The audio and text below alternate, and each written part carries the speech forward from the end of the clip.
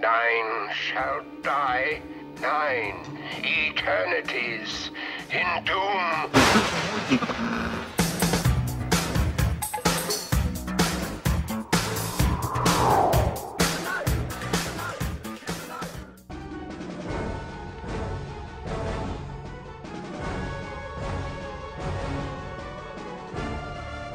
Si ce film, qui se veut la plus grande aventure de Sherlock Holmes, avait simplement contenu des dinosaures, ça aurait été suffisant.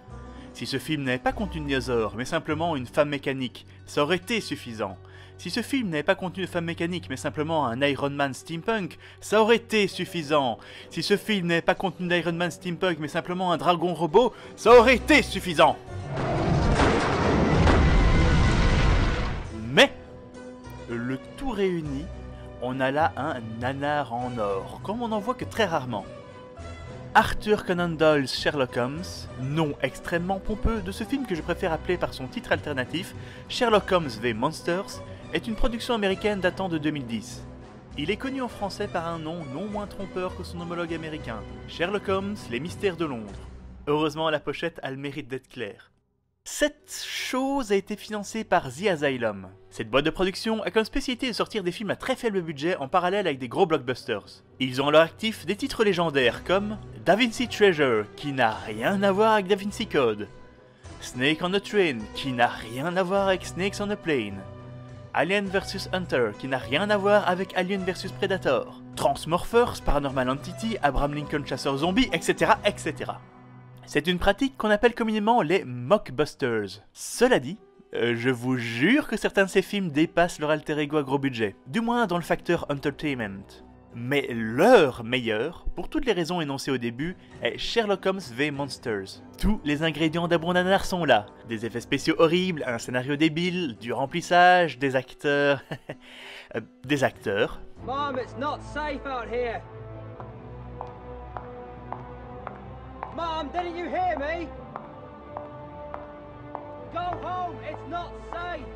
Pourtant, l'acteur principal est... correct. Ah, c'est pas Robert Downey Jr. bien sûr, loin de là, mais je trouve qu'il remonte un peu le niveau. Parlons un peu scénario, si on peut l'appeler comme ça. Dans ce film, le grand Sherlock Holmes se retrouve à enquêter sur la disparition d'un bateau coulé par un octopus géant. Une claire référence au film Asylum, Mega Shark vs Giant Octopus. De fil en aiguille, il enquête aussi sur les meurtres perpétrés par des dinosaures au cœur de Londres.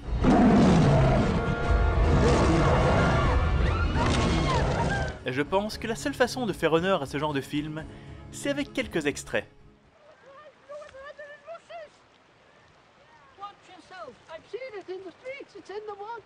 It's in the woods! It's in the streets! Watch yourself! There's nowhere to hide! Nowhere to hide! They're in bushes!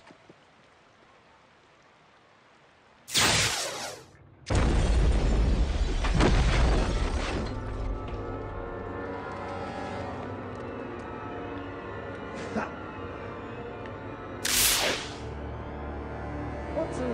Run!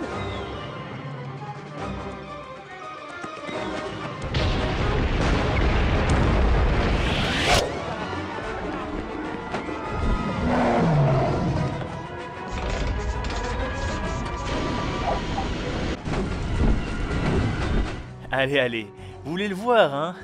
Si, vous voulez le voir. Si vous voulez le voir. Moi, je l'ai mis à mon DVD. Bon, ce qu'il faut pour ce genre de film, c'est un jeu à boire. Donc, voici 3 règles. Quand tu vois une créature en horrible image synthèse, tu bois. Quand quelqu'un meurt, tu bois. Quand les décors ne correspondent pas du tout au 19e siècle, tu bois. Attention, il peut faire mal celui-là. Conclusion, si vous aimez les nanars et que vous n'avez pas vu Sherlock Holmes et Monsters, vous connaissez le programme de ce soir. Invitez un max de potes, prévoyez une bouteille de whisky ou deux, et c'est parti. Maintenant, je n'ai plus qu'à vous dire bye bye bye bye.